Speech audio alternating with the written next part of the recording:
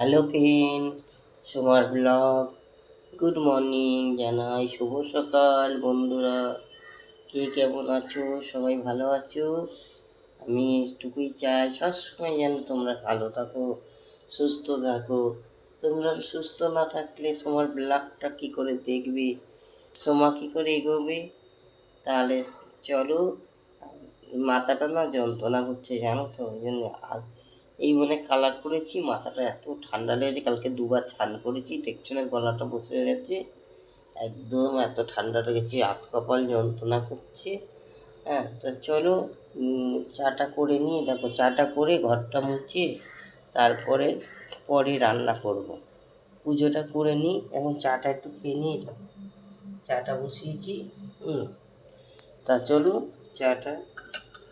চা দিয়ে শুরু আমার ব্লগটা। আশা করছি দেখতে ভালো লাগবে। চাটা দিয়ে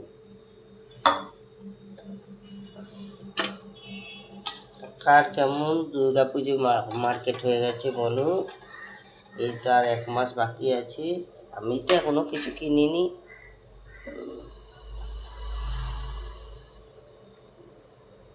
আর 1 মাস পুজো, অনেক জায়গায় তো প্যান্ডেল সবে হচ্ছে। আমি ঘরটা মুছে আসি চাটা খেয়ে।